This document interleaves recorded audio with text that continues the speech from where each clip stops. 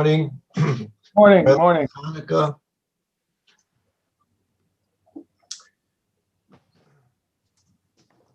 Through the WhatsApp, I believe you've received 2 pages of a Pachad Yitzhak. We're going to take a look at it today, Bli Neder, and tomorrow. It's about Chanukah. It comes from the Pachad Yitzhak Chanukah Tet. Chanukah Maimer Test. There's a question that Rav Hutner raises in the Pachad Yitzchak about the whole celebration of Hanukkah. The Gezerah of the Yevonim, as we say in Al Hanisim, was Lahashkicham Toirasecha Ulahavira Mechukei Retzeinecha. They wanted to make us forget Torah. Lahashkicham Toirasecha. They made all kinds of decrees to make sure that we couldn't study Torah. But even more importantly than that, it doesn't say in the Al Hanisim that they wanted us to stop learning Torah. It says Lahashkicham. They did things to make sure we would forget the Torah. Now, obviously we know that there are people you can stop learning, but it doesn't necessarily mean you forgot that which you have already learned. The Yevonim had decrees that were that they used not just to stop Jews from learning. You're not allowed to learn Torah. They did things to make sure that Yidden would forget Torah. And we'll leave that for a moment, what they did to make Yidden forget Torah. But again, what I'm emphasizing here right now is that the Gezerah of Yavon was not only you can't learn Torah, they made Gezerahs lahashkicham Torah to forget that which you already learned. Now, when we talk about a golus, an exile, and then we talk about a geula, a redemption, what we think about is a certain goy or a certain nation wanted to do something evil to the Jewish people, and we thank God for saving us from that decree, and that the decree fell apart. Whether it be the Haman decree to kill all the Jews, didn't do it. Whatever the decree was, we assume that the redemption of the golus, the redemption or the saving from the goy, results in saving us from the gezerah. If the redemption doesn't really save us from the gezerah, then we have a question: what are we celebrating? If there was a decree to do something to Jews, and the decree was abolished, as in the days of Haman, the decree wasn't abolished, but a new decree was set in motion where Jews can protect themselves. And so the decree to kill all the Jews, Chas v'shalom, never came about. So we celebrate Purim. There was a decree. The decree never came about. We celebrate that. But if we look at Hanukkah, the decree that we talk about the most on Hanukkah is Lahashkicham Toirasecha. They wanted to make us forget the Torah.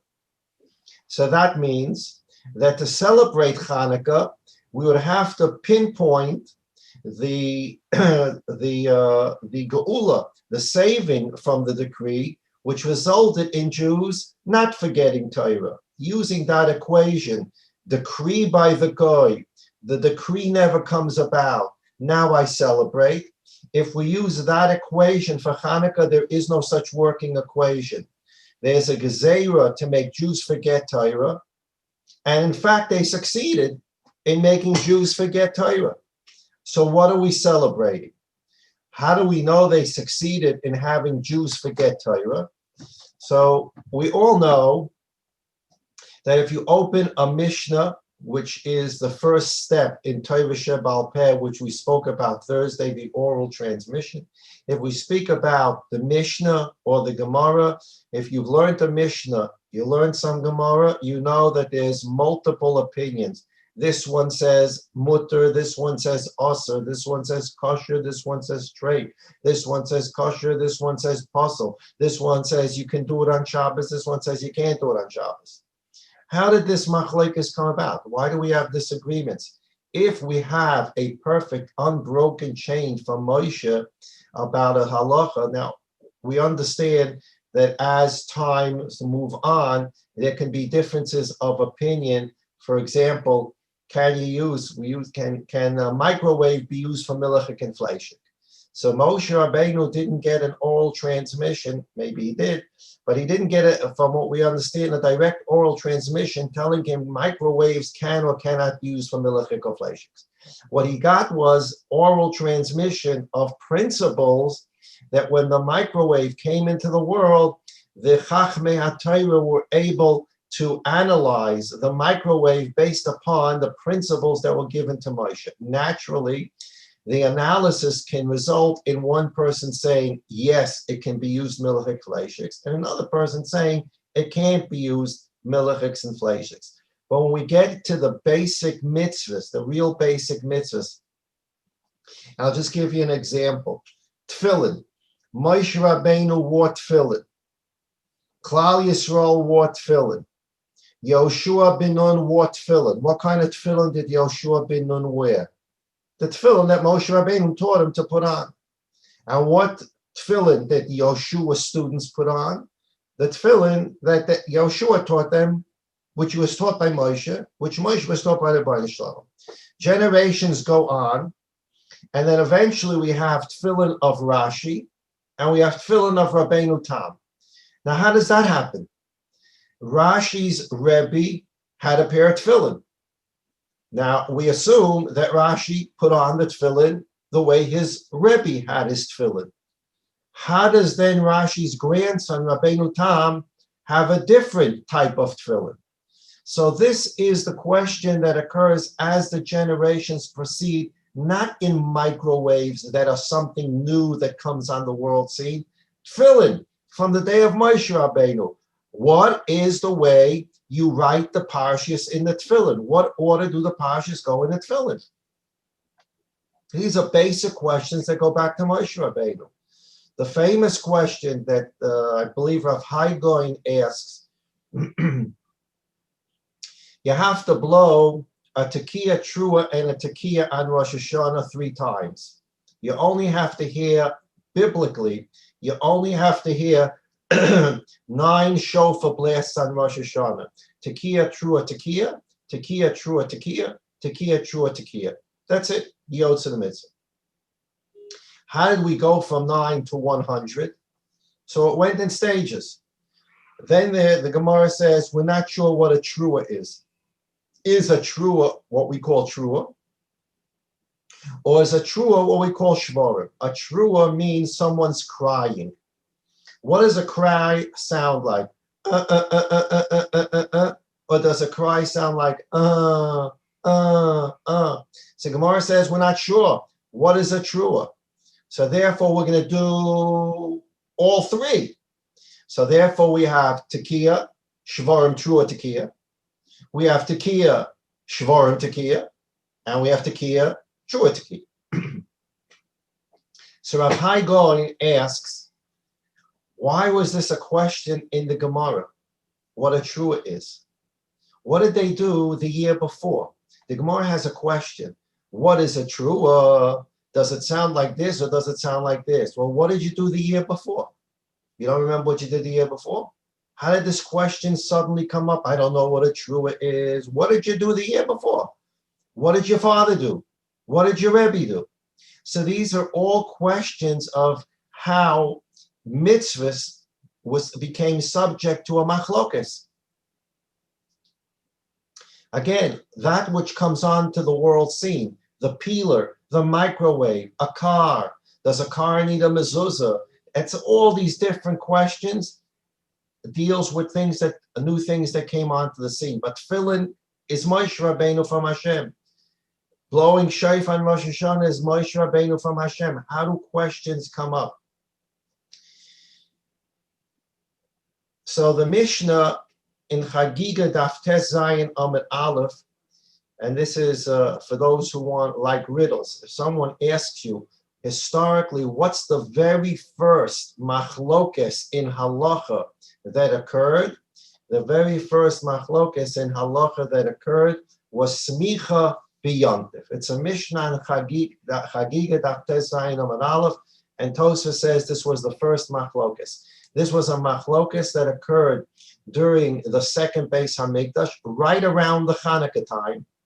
We'll see in a moment how I know that. Right around the Hanukkah time, a question came up.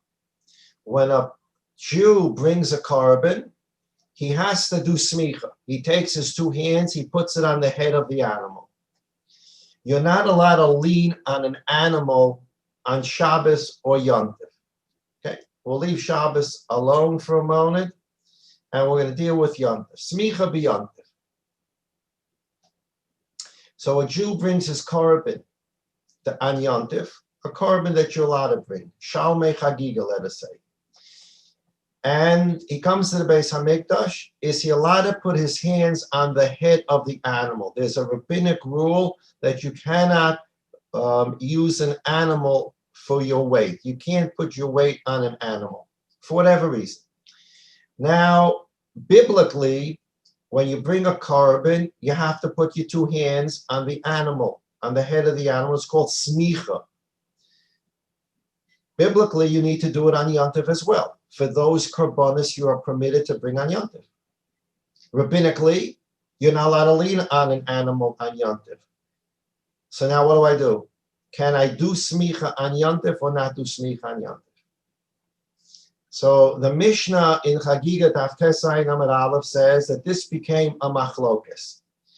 Remember when you learned the first perek in Pirkei Avos, we had Shimon HaTzadik, and before we start with the Anshe Knesses Hagdola, of course, Moshe Kibul Torah Misinai, we have the whole Messiah until the Anshe Knesses Hagdola, and then Shimon HaTzadik is the last remaining member of the Anshe Knesses Hagdola, and then Shimon HaTzadik passed on the Masorah to his student. What was his student's name in Pirkei Avos? Antignos Ish Socho. Antignos, does that sound like a regular Jewish name? Obviously not. Antignos is Antigonus. It is a Greek name.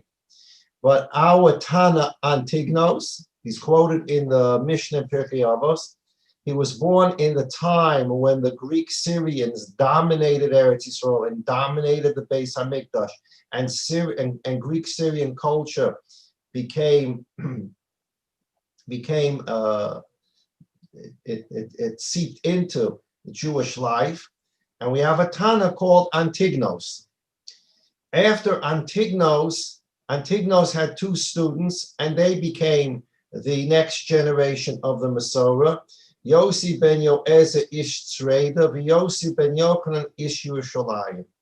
So the Mishnah in Chagiga Daf Tes Zayin Amud Aleph says that these two had an argument whether you can be soymach on Yom Tov. And this argument went on for generation after generation. If you go through the Perek Aleph and Pirkei Avos, there are the pairs.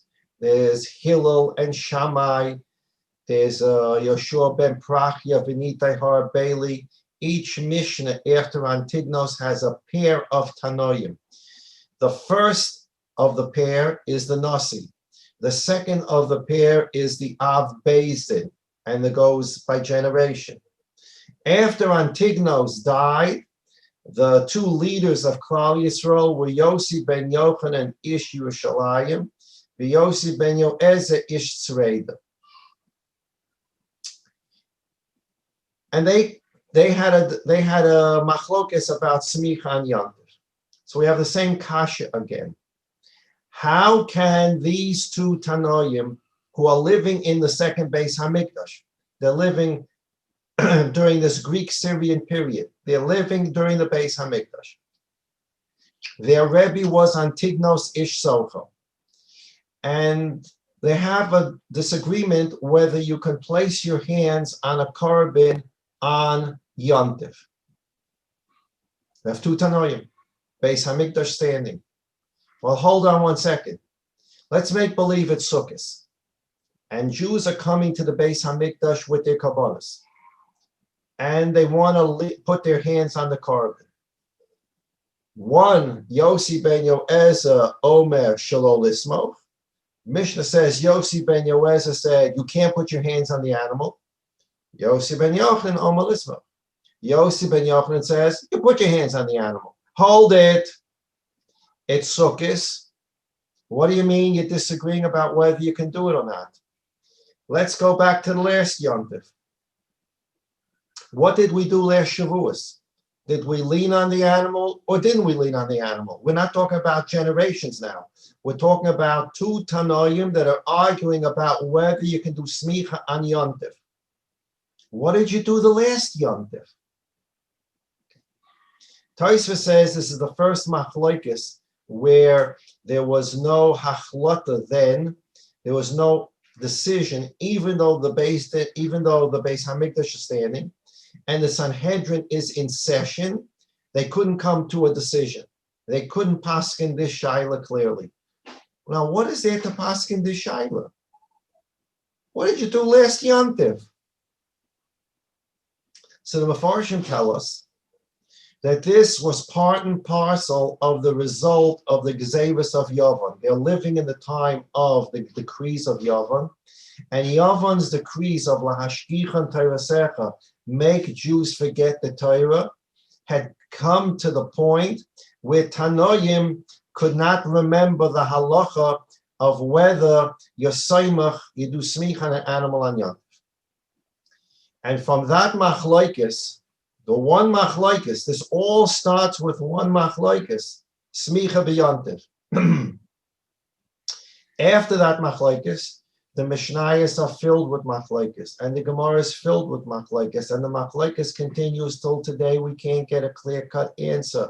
How do you light Hanukkah candles? I demonstrated last week the sheet of the Beis Yosef, the sheet of the Gra, the sheet of the Marshal.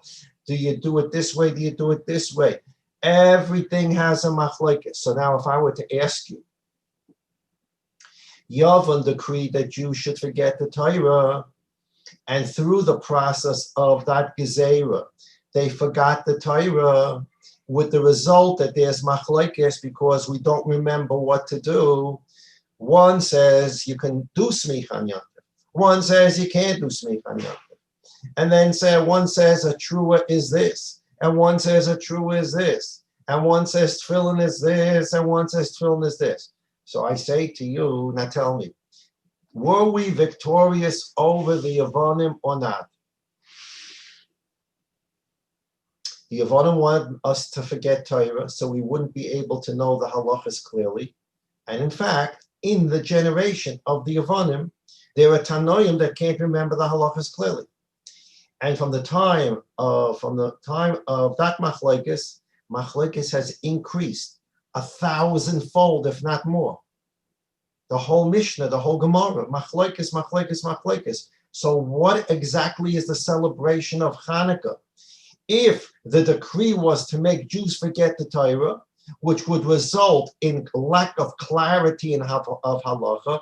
In fact, there's lack of clarity of halacha, and the Gemara in Shabbos talks about this. V'no miyom ad yom. There's a lack of clarity in halacha. So it would seem to be that while the Yevonim, their army was defeated, and they were chased out of the Beis Hamikdash, and they were chased out of Yerushalayim. That's in the physical realm. We defeated them in the battle for sovereignty over Jerusalem.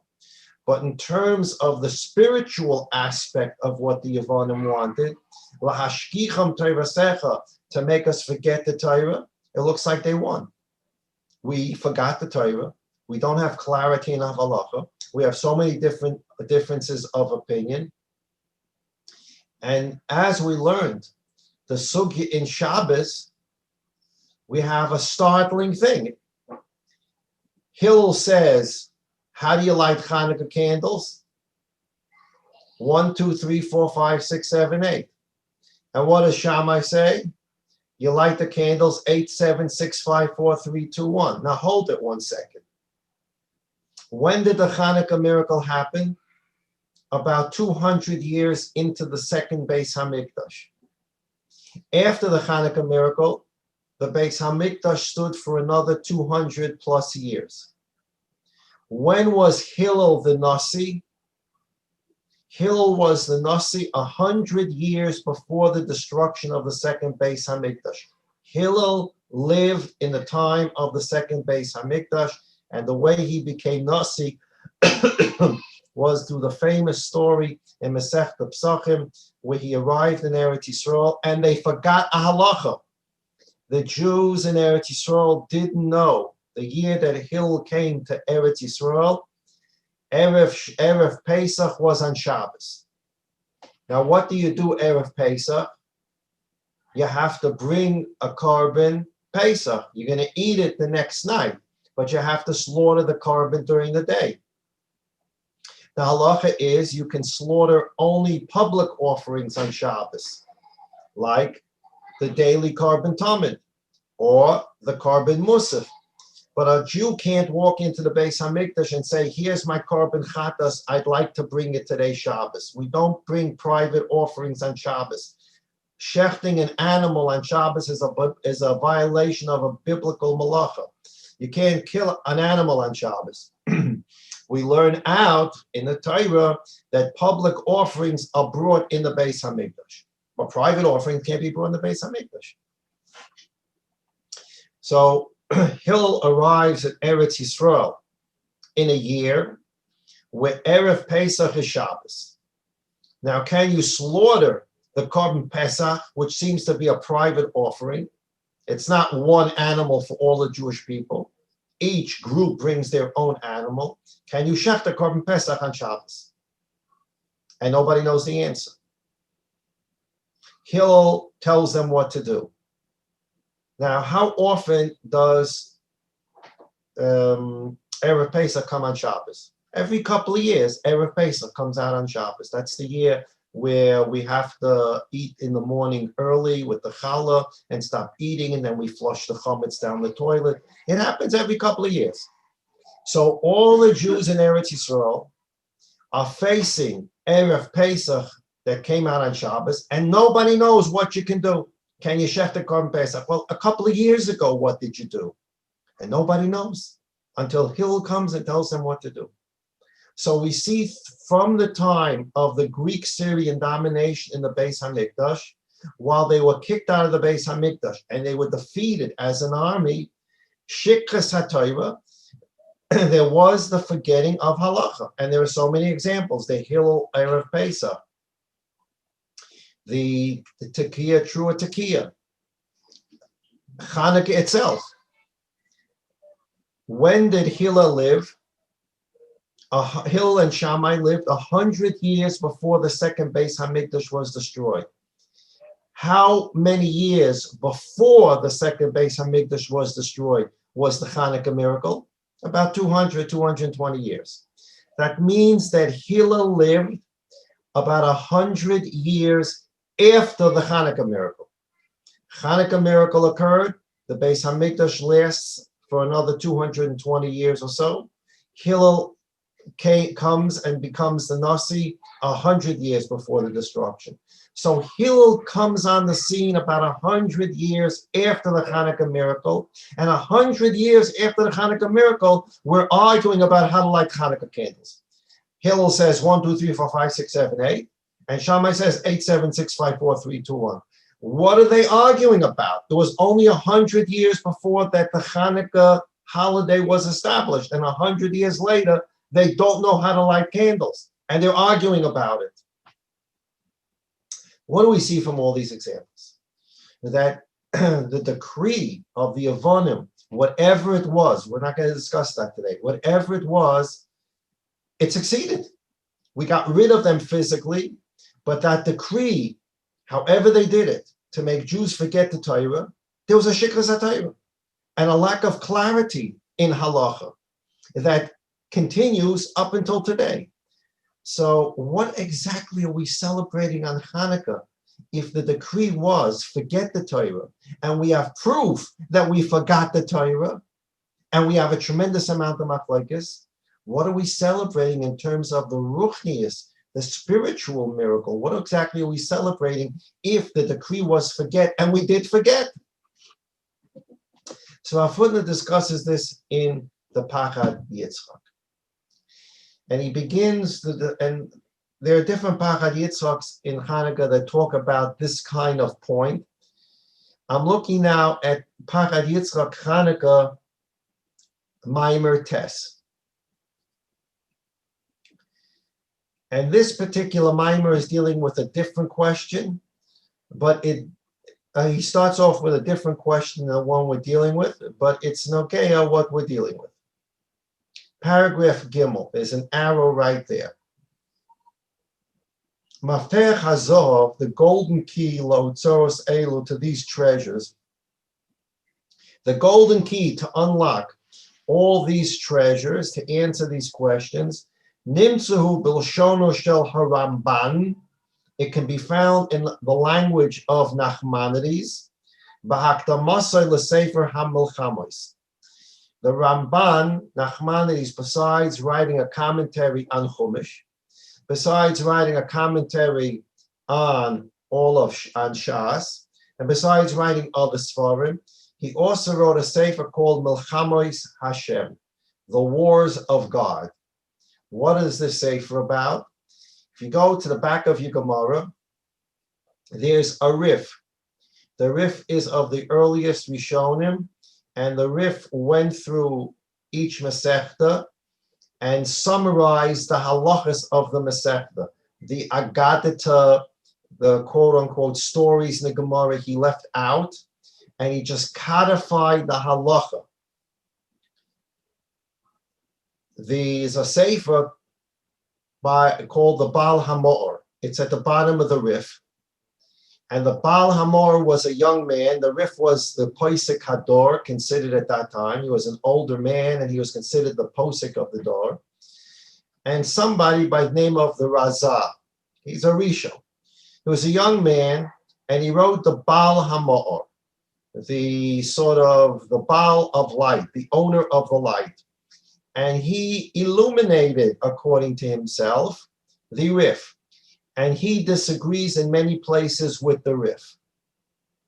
The Ramban Nachmanides, who felt that this was improper for such a young man to disagree with the Rif, he took it upon himself to answer all the kashas on the Rif and to defend the Rif. The name of the sefer is called Milchamos Hashem, God's War. It's God's war to protect the Rif. So in the introduction to Nachmanides' Sefer Milchamos Hashem, he writes the following words in the introduction to the Sefer. These are very, very famous words of the Ramban. Quote, Ki yodea kol loimei Talmudeinu, anyone who has ever learned Talmud, anyone who has ever studied Gemara knows, she'ein b'chochma hazois moifes choyter. There is no way to absolutely prove any shita in the Gemara is absolutely right and another one is absolutely wrong. A mofes choter, an absolute proof. You have in math absolute proofs. This triangle equals this triangle. This triangle doesn't equal this triangle. You have corollaries, you have rules, and these rules are absolute mathematical rules to precision. There is no moifes choitech when you learn Talmud. Certainly the Gemara goes through debates, and the Gemara says, I have a proof that this is the halacha. So that's the halacha. And sometimes we even have places where the Gemara says, kasha. This is a difficult question, I have no answer. And sometimes the Gemara says, teku. That's it. And when we learn teku, we say, that's it. The shita that has a teku, why? Forget about it. Delete it. It's wrong. That's not true.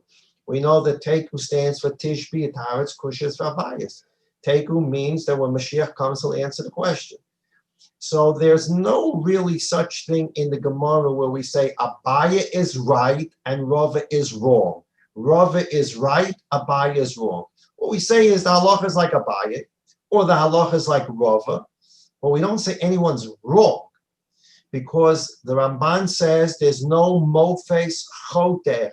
There's no precision, exact proof to show that a sheet is absolutely wrong. Cheshbonei hatashboros is math, fractions. V'nisyonei hatachuna, or what we would maybe call astronomy, different ways to define the Siyone Hatachuna, engineering, however you're going to find it. In other words, in the pure sciences, you can go into a laboratory and prove things with a moifis chayter, with precision. But the Ramban says, anyone that's ever studied Talmud knows that in Talmud there's no moifis chayter, like math or astronomy, where things can be proved with precision. Now, that's the Ramban. If you rush read the Ramban, how do you understand the Ramban? Is the Ramban telling us how great the Torah is, or is the Ramban telling us that this is a weakness in the Torah? So if a person just reads it superficially, you say the Ramban is telling us that there's the Torah has chas v'sholom a weakness to it. Why? Because as compared to math, which is precision, in other words, there's a mathematical equation. You can't have two answers to it. And therefore, math is precise. Unfortunately, a person would say the Talmud can't be precise because we have absolutely no way to prove that someone is right and someone is wrong. What we can do is say the halacha is like this sheet and not like this sheet. And that's the way you may read the Ramban.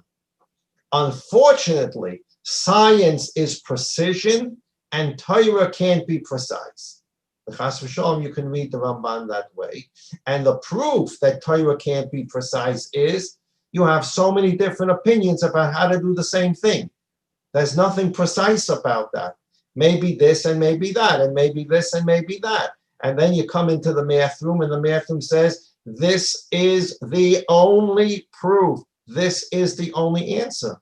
So chas v'sholom would appear that the sciences, the math, are a greater form of knowledge than Torah. So we'll begin the teretz today. We'll continue Bli Neder tomorrow. The next page. At the bottom of the next page, paragraph Hey, Rav Footner says, "Umuchonim anu achshav." We are now prepared. There's part of the Pachad Yitzchak that I skipped. Umuchonim anu achshav. We are now prepared. Likras ha'or hashofeya midvor shel Ramban. We're now prepared to understand the light that comes from the Ramban. Ki ein b'chochmas talmudeinu moifes chayte kain cheshboine hatashboyres v'nesiyoni hatachon. The Ramban said there's no absolute proofs in Torah. Ki ein ze kol anois halusha shel chochmas talmudeinu. This is not we're screaming out that we're weak. Anois halusha, chalash. This is not we're screaming out as Jews and saying, "Oi, our Torah is so weak; it doesn't have absolute proofs." Hazakuka lehisnatlus al chesron behirus hachra, v'toikev hachreach asher hamofes choter mamtzi liyodem shel choykre atashbois v'chachmei atchuna. This is not an achen vei. Oy, oy, oy, oy, oy. I study Torah and I can't get to the absolute precise right and wrong. Maybe this, maybe that. For those who learn Gemara, you spend your day maybe this and maybe that and maybe this and maybe that. And then when we come to at the end, we say, but the halacha is like this. But maybe it's this. No, but the halacha is like this. And we spend a good portion of our days in maybes. The mathematician spends most of his day in this is the solution. We are not yelling out Achen Vei that Torah is not as great as math, chas v'sholom. Adarabba, just the opposite. Rav Footner says, "Zuhi harabusa hagdoila ki tefarta v'geusa shel chochmas talmudeinu hu b'shlilas hamoifes hachoydech b'tachuma." Absolutely the opposite. When Nachmanides says that the Torah, when you learn the Torah, when you learn Talmud, there's no mathematical precision to prove what is right. That is telling us how great the Torah is and how great the wisdom of the Torah is, much more above the math and the science that comes to one solution and one precise answer. I'll give an introduction to what our footnote is going to say so we can prepare for tomorrow. The Ribono Shel Olam made a covenant with Noah. The covenant with Noah was that the Ribono Shel Olam would never destroy the world again. It's called basically the bris of the Asara Mamoros. HaKadosh Baruch Hu created the world with 10 Mamoros. Vayomer Elokim Yehi Or, Vayomer Elokim Yehi Rakia, Vayomer Elokim Tache HaOretz. You go through the parsha in Bereshis. There are 9 Vayomers, and the Gemara tells us the word Bereshis is also considered a Vayomer. So the Ribono Shel Olam created the physical law, all the math, all the sciences, all the laws of light, E equals mc squared. Everything, assuming that it's a correct equation, everything was created by the Ribono Shel Olam. Is light a particle or is light a ray? It's a mixture between a particle and a ray. God created all the physical world in the Asara Mamoros. At the Mabul, much of the world was destroyed and the Asara Mamoros stopped. The sun did not rise and set during the year of the Mabul. So that world of Asara Mamoros came to a halt. Noach left the Teva, and HaKadosh Baruch Hu put up that rainbow, and he made a bris with Noach, a covenant with Noach. I will never again destroy the world, whatever that means, whether it means through water, through fire, whatever it means. But the Ribono Shel Olam made a covenant with Noach. I will never again destroy the world. What covenant is that with Noach?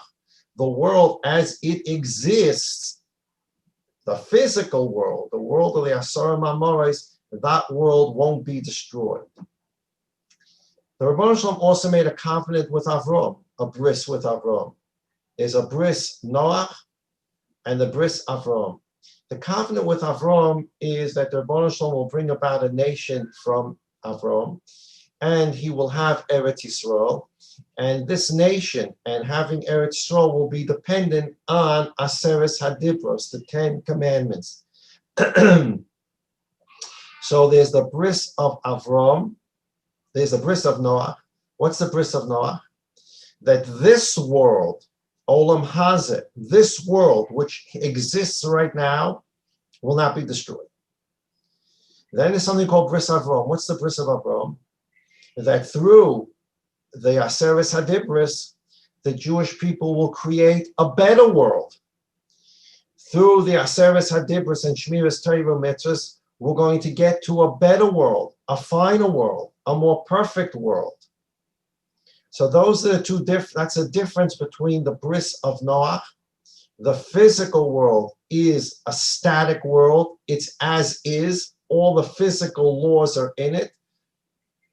Science will continue revealing new things in physics, etc. But those things that science reveals, they reveal it. They don't invent it. E equals mc squared was not invented by Einstein. It was here in the Bria, and he set it up in an equation. It was here already. What Jews do when they learn Torah is they're taking the world and bringing it to a place where it's going to be more perfect, better. So we're in the state where Jewish people are creators, and the Goyim are status quo maintainers. This world is a world that's in a state of status quo. Whatever God put into it in the Asara Mamoros in the physical world is here. And science studies that status quo world to reveal what's already in this world. They create zero. The science and the math, they plumb the depths of this physical world and find and reveal things in it that were put there already by the Ribono Shel Olam. So the scientists and the mathematicians are delving into the past, 5,781 years ago, God created the physical world with the 10 Vayomers. It is that physical world and those physical rules that scientists and mathematicians study to reveal that which God put in there. Now, they don't like to say God, but that's what they're doing. They're revealing and exposing that which God put into the world 5,781 years ago. So the scientists and the mathematicians are looking to reveal what history is. Basically, all of science is archaeology.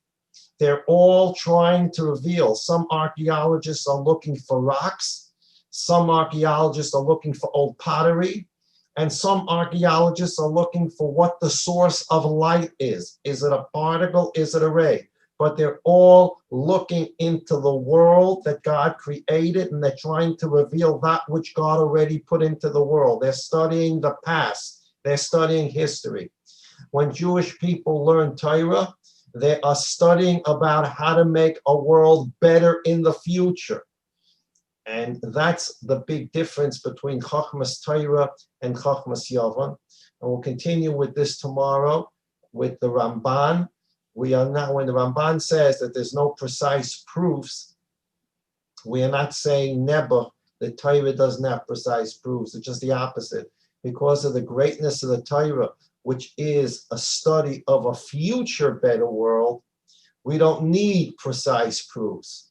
Those who are studying the past and they're plumbing the depths of the physical world to find out what's here already, they need to make sure that what they're saying is absolutely true because it's already here. And that's the Chochmas HaTeva. And therefore, these people are studying the past and they're looking for what is already here. And you better get it right with precision if it's already here. Torah is a whole different study. It's a study about the future. It's a study about how to make the world a better place, a place that scientists can't get to. They'll never create a new world. They'll never create a human being. They'll never create a fly. What they can do is take the existing world and study it and reveal what has already been put there. Okay, Blineda will continue tomorrow. We'll take a few minutes now as we're talking about creation and the Chochmas HaTeva.